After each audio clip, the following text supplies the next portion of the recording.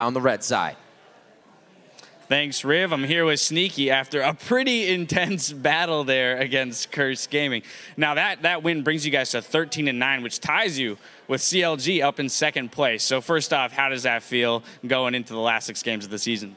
It actually feels really great knowing that we're higher in the ranks now. We've been 5th place the entire season, about around then, and now we're actually moving up. And I think we are improving our play, and it is showing.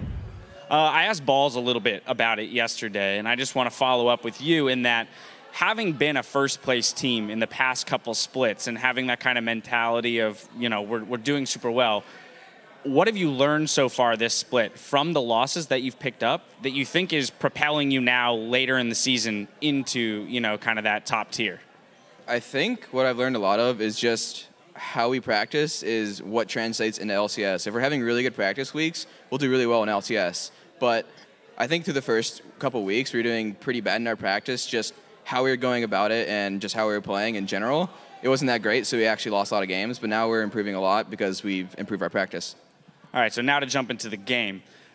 This was an extraordinarily explosive game. I mean, there was like 40 kills at 35 minutes. You know, that's a ton of kills. So how do you deal with a game when it just seems like it's fight after fight after fight and you don't have a moment to breathe and like reset?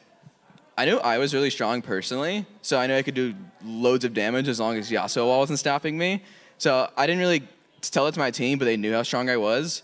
So we kind of just played around me in the fights, at least I think. I was playing in the back, just waiting till my W was up to go in at all. And I think it kind of turned out pretty well for us, even though we had really close fights.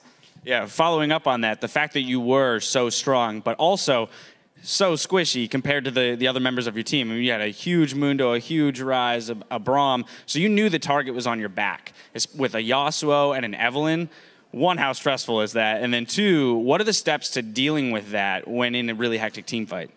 It's not actually that stressful as long as I know I have my flash up. If I don't have flash, I'm literally going to die. It actually happened right after they got Baron. I didn't have flash up, and I died for it. But every other fight that I had flash, I was almost impossible to kill just because of Bork and Trinity Force making me so impossible to kill through sustain and just move speed, I guess.